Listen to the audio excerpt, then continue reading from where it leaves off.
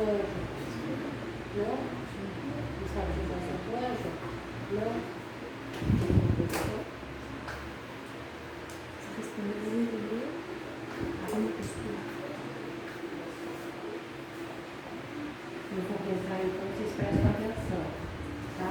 Para vocês aprendem, tá bom? Repete a mamãe ensinar em casa. Em homenagem às crianças, vamos fazer a prece, né? Boa tarde a todos. Vamos nos preparando, fechando os olhos, serenando a mente, relaxando o nosso corpo, respirando calmo e tranquilamente, trocando o ar com muita energia nos nossos pulmões, absorvendo essa energia de paz, de amor, tocando os nossos corações.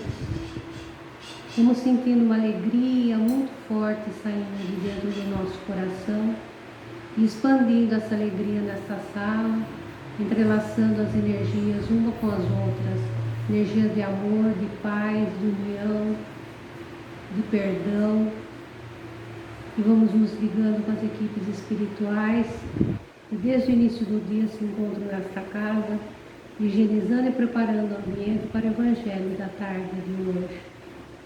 Vamos agradecendo imensamente todas essas equipes espirituais que nos orientam, que acolhem e acolhem os nossos irmãozinhos necessitados de socorro, que ampara cada um de nós, que através do Evangelho nos intui as nossas necessidades e ilumina os nossos caminhos.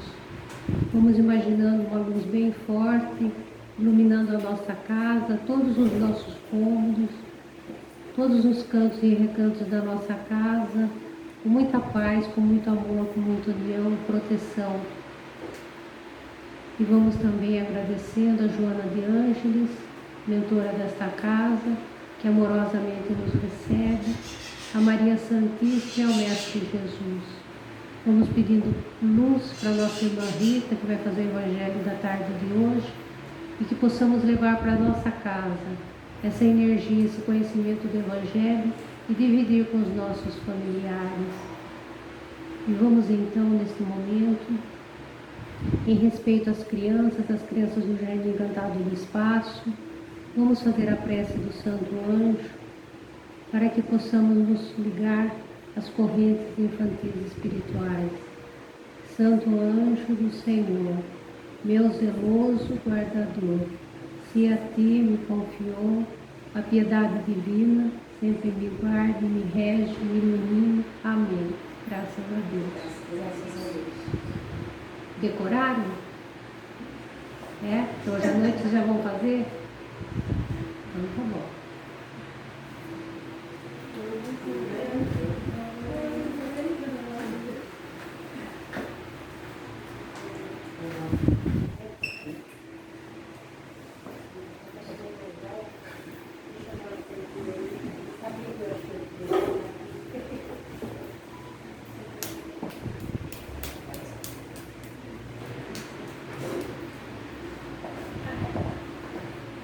Então, boa tarde para quem chegou depois, né? Então, hoje a gente vai continuar nesse livro, né? Mereça Ser Feliz. E é o capítulo 30, Missão dos Inteligentes. Achei um tema não difícil, né? Mas é um tema que faz a gente refletir bastante, né? Como que a gente usa, né, essa capacidade que a gente tem, essa inteligência. E também nos faz refletir quantas pessoas que a gente convive, que às vezes a gente não dá tanta importância e são muito mais inteligentes, talvez, até que a gente mesmo, né? Então a gente tem que realmente, a cada leitura, a cada capítulo que a gente pega desse livro, é um tonho na nossa cabeça, tipo assim, acorda, né? Vamos trabalhar mais, porque a gente precisa. Então, nesse livro começa assim: não vos ensoberbais do que sabeis, porquanto esse saber tem limites, muito estreitos no mundo em que habitais. Suponhamos sejais sumidades em inteligência neste planeta. Nenhum direito tendes de envaidecer-vos. Se Deus, em seus desígnios, vos fez nascer num meio onde pudesse desenvolver a vossa inteligência, é que quer que a utilizeis para o bem de todos. É uma missão que vos dá, pondo-vos nas mãos o instrumento com que podeis desenvolver por vossa vez as inteligências retardatárias e conduzi-las a ele. Isso daí foi ditado pelo Ferdinando, um espírito protetor, né? E esse trechinho está no Evangelho segundo o Espiritismo, no capítulo 7. Então, ele continua aqui: não somos a inteligência que amealhamos. O que amealhamos, né? Porque a gente vai juntando conforme a gente vai vivendo. Apesar disso, muitos a tratam como se fosse o traço mais valoroso da personalidade, em razão dos sentimentos que o saber humano dinamiza no coração.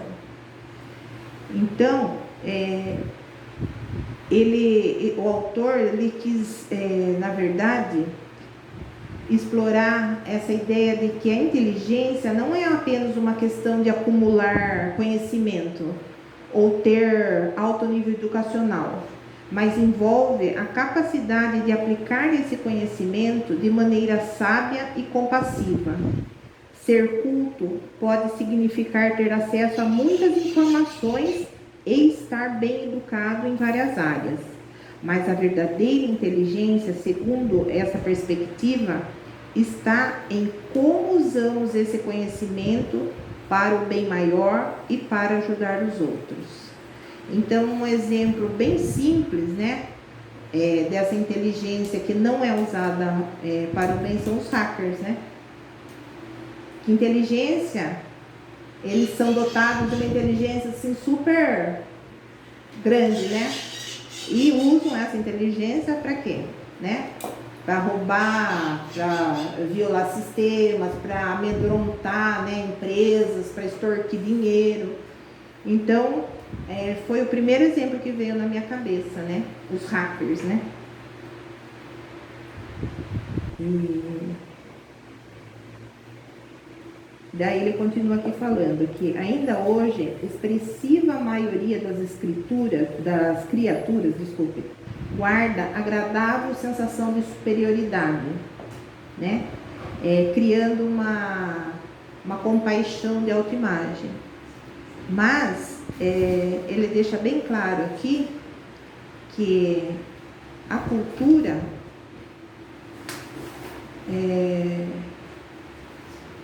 que tem uma distinção entre ser culto e ser inteligente, né? Porque ser culto é muitas vezes associado ao conhecimento acadêmico e à educação formal. No entanto, a inteligência verdadeira é apresentada como algo mais profundo, que envolve a sabedoria emocional e a capacidade de tomar decisões que considerem o impacto no coletivo. E outro exemplo aqui também, que quando eu estava estudando, a gente sabe de muitos casos, né, de andarilhos, né, de moradores de rua, que quando já apareceu várias reportagens, tem advogados, tem engenheiros, tem várias profissões, né, que estão vivendo nas ruas. Por quê? Justamente porque ele não tem esse equilíbrio emocional, essa sabedoria emocional. Então, não vale nada você saber um monte, você ter várias faculdades, né, estudar um monte, se você não tem o principal, né, que é a sabedoria emocional, que é aquela que realmente toca o coração da gente, né.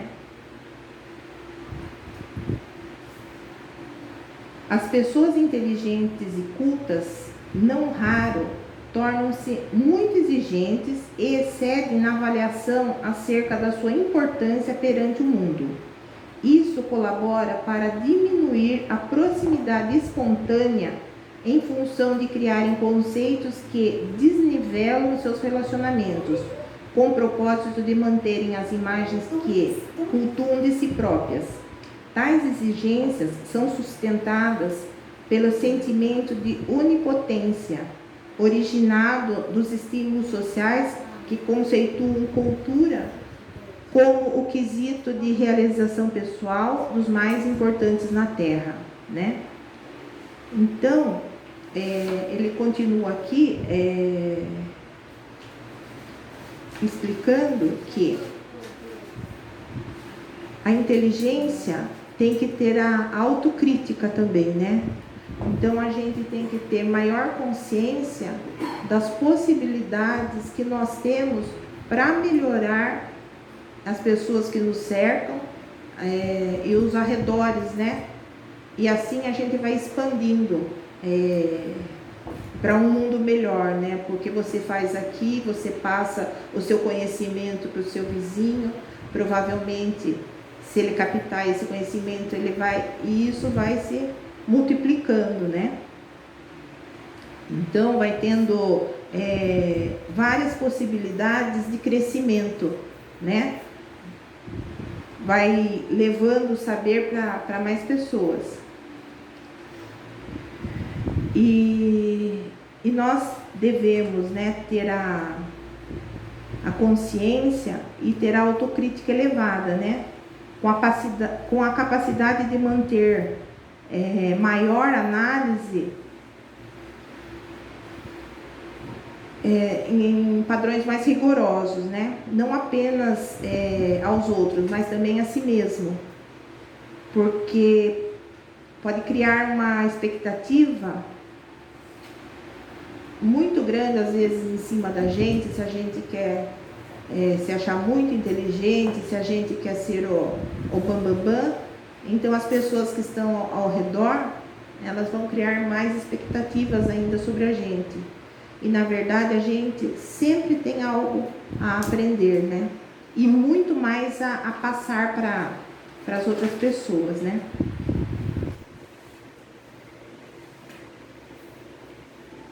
E o que ocorre em nosso mundo interior a partir da relação que travamos com a instrução que conquistamos? É um fator fundamental para a nossa felicidade. E um mundo que privilegia a inteligência como sinônimo de acúmulo de informações e abre os braços para os eruditos, marginalizando os incultos, é óbvio que essa faceta social... vai marginalizando os incultos. É óbvio que essa faceta social promove na intimidade um conjunto de fenômenos emocionais que influenciam decisivamente seu processo de crescimento espiritual.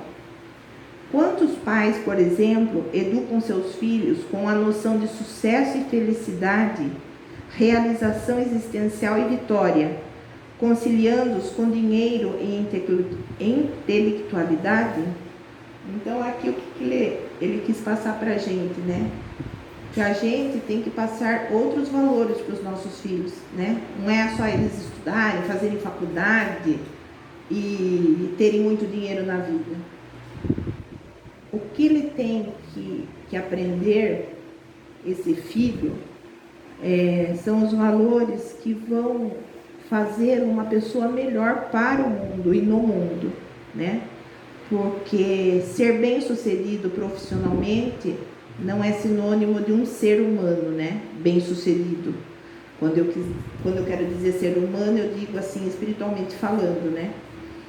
Porque a gente vê quantas pessoas em profissões humildes nos mostram muito mais do que certas pessoas que estão numa profissão mais superior né? Principalmente a gente vê isso às vezes em médicos, principalmente essa nova geração de médicos, não são todos, não estou generalizando, mas às vezes um médico jovem se acha tanto que nem olha para a cara do paciente, e geralmente esse médico ele erra no nosso diagnóstico, né?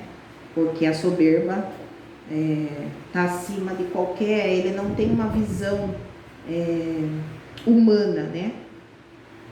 Então, eu dei um exemplo muito claro disso, uma vez que eu precisei fazer uma reforma na minha casa, que estava com um vazamento, fez uma mina d'água, sabe, no meu chão. E eu chamei o pedreiro começou a quebrar para achar onde estava.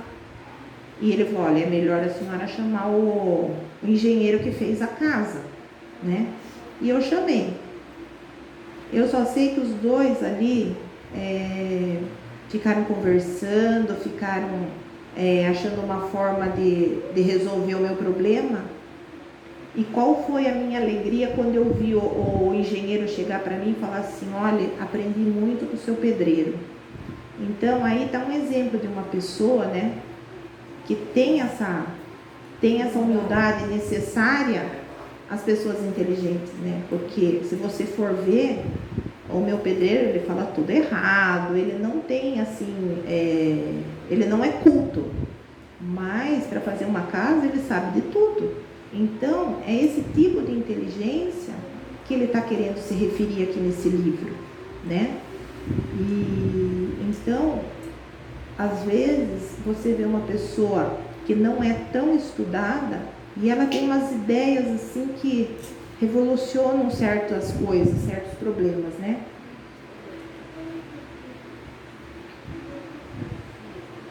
Então ele fala assim, então precisamos de melhores avaliações nesse tema para que o homem comum não passe uma questão de oportunidade e competição social. Para nós que fomos agraciados com o saber espírita, torna-se uma questão de desafio e aproveitamento reencarnatório, né?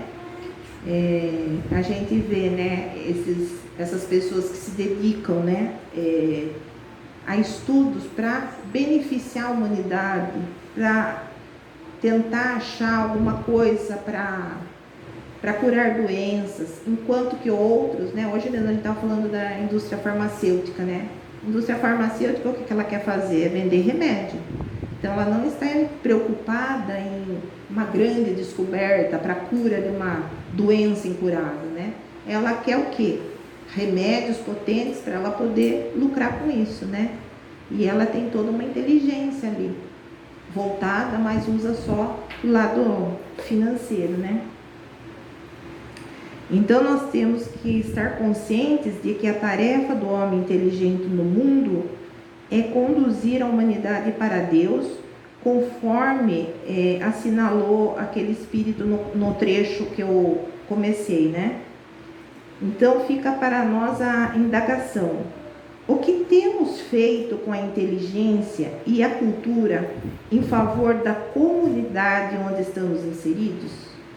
Né? Então fica aí a reflexão. E aqui também ele fala dos médicos, né? Que eu já dei uma antecipadinha no assunto, mas ele fala aqui, né, dos médicos, como que ele vê os pacientes, né? Se ele olha o paciente, como realmente um ser humano, olhando o que fez causar aquela doença, né? Se ele olha o paciente como um todo, ou se ele está mais preocupado, né, em receitar um remédio e passar aquele paciente para frente. Mas graças a Deus, está tendo um movimento, né, que inclusive acho que é no Unicamp, né, que vai ter o curso de espiritualidade também, né? Se eu não me engano é no Unicamp. Se eu tiver errado, alguém me corrija. Já começou, né?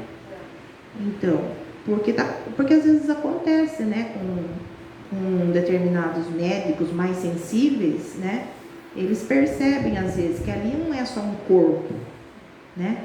Então está tendo esse movimento. Tem muitos médicos que são espíritas também e que tratam o paciente não só corpo, mas também tenta trabalhar, né, o emocional e a alma, dando força, dando coragem para aquele paciente, né? Somente crendo que há algo superior regendo os mecanismos do universo e compreendendo nossa realidade nesse contexto sistêmico das leis naturais, é que teremos recursos para agir com consciência acerca do nosso papel na harmonia cósmica. O que importa é aprender a inteligência para despertar nas almas o desejo de serem solidárias na vida e consolidarem a ideia de Deus no coração, algo extremamente escasso na atualidade, considerando que os mestrados e teses, quando sempre são defendidos com o único propósito de melhorar proveitos financeiros. Cultura é indício de compromisso. Inteligência é traço mental solicitando o complemento do amor para conduzir o homem aos rumos do bem. Pouco importa para um espírita culto a mais avançada técnica da atualidade, se ele não souber incutir dentro de si e dos outros a alma da vida, que é o amor, né? Então, renovemos o conceito de cultura à luz dos princípios espíritas e da educação. Igualmente, reciclemos a noção de inteligência à luz da ciência humana, absorvendo as novas noções da multiplicidade desenvolvida por Howard Gardner, né? Esse rapaz aí, ele foi um psicólogo e ele foi um PhD, né? Então, ele que... Eu fui pesquisar sobre ele. Deixa eu ver se eu acho.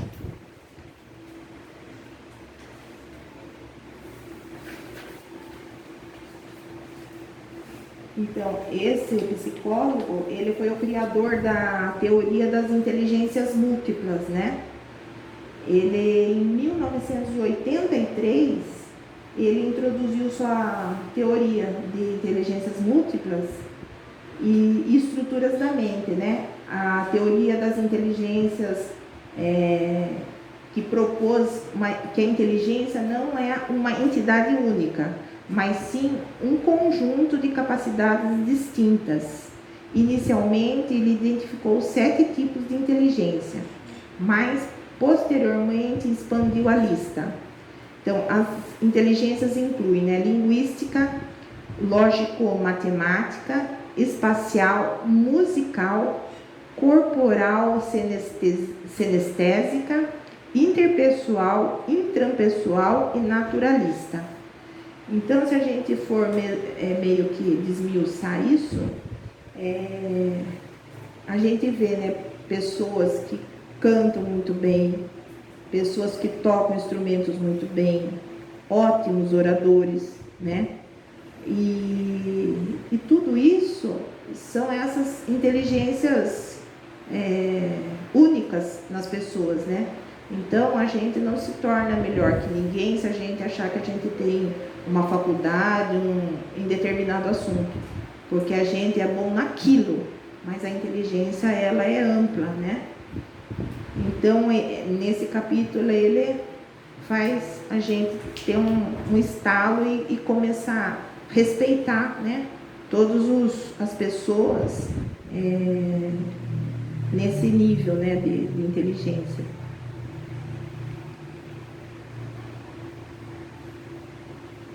Então, e esse psicólogo também, ele contribuiu no campo da psicologia educacional e desenvolvimento humano, né? Então, ele realmente foi um profissional que se preocupou, né, com o ser humano como uma coisa distinta, como uma coisa única, né? Que cada um é um e cada um tem suas particularidades, né? E daí, nesse livro também, ele fala sobre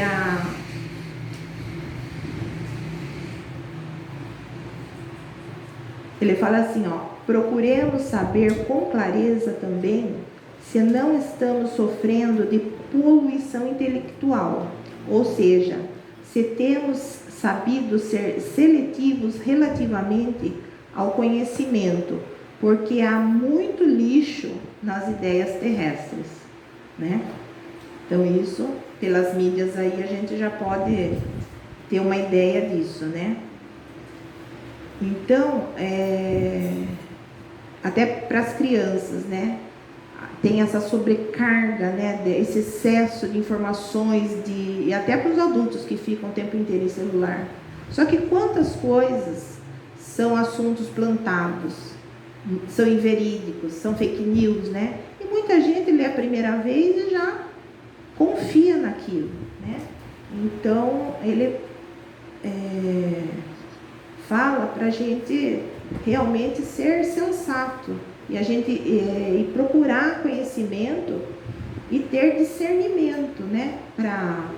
Para ver a notícia, para ver o dado e pesquisar realmente se aquilo é ou não real, né? Então, a gente também precisa qualidade da informação, né? Fontes não confiáveis, né?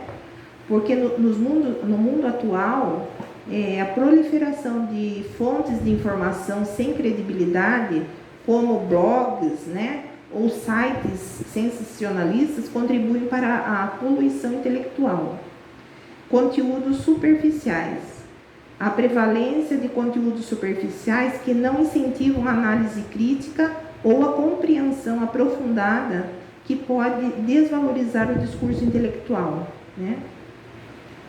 E depois ele fala do impacto no pensamento crítico, né? Que é a redução da capacidade analítica, né? A poluição intelectual pode levar à diminuição da capacidade de avaliar criticamente as informações, resultando em opiniões baseadas em emoções ou preconceitos em vez de fatos, né? Agora, isso tem acontecido muito, né? Principalmente em política, em artistas, né? Eles jogam uma notícia lá e às vezes aquilo lá se transforma em uma bola de neve, quando vai ver não é nada daquilo, né? E tem a polarização e conflito, quando informações enganosas são usadas para manipular ou polarizar opiniões que podem aumentar o conflito social e a divisão entre grupos, né? Então, como que a gente combate, né, a poluição intelectual? Com uma educação crítica, né? Promover habilidades de pensamento crítico nas escolas e na sociedade para capacitar as pessoas a avaliar e questionar a veracidade das informações. Ensinar as pessoas a identificar fontes confiáveis e verificar informações antes de aceitá-las como verdadeiras. E responsabilidade das plataformas, né? Incentivar plataformas de mídia social e outras fontes de informações a adotar medidas para combater a disseminação de desinformação, né?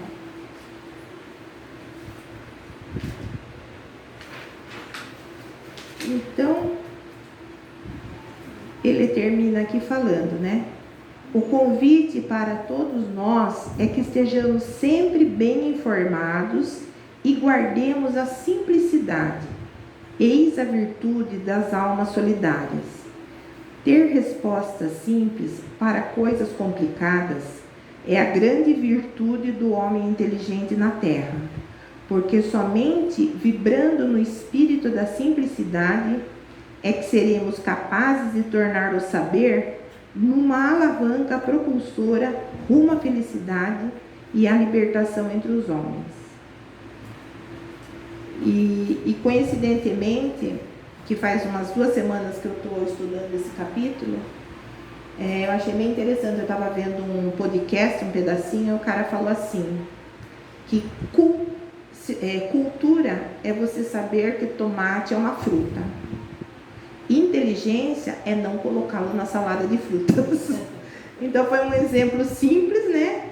E que resume bem isso, né? A gente saber o que é, mas saber onde usar, né? Então a moral da história é essa, né? Porque inteligência, todos nós somos dotados de inteligência, né? Deus nos fez inteligentes e só resta a gente desenvolvê-la da melhor maneira possível, tá bom? Então vamos agora fechando os nossos olhos,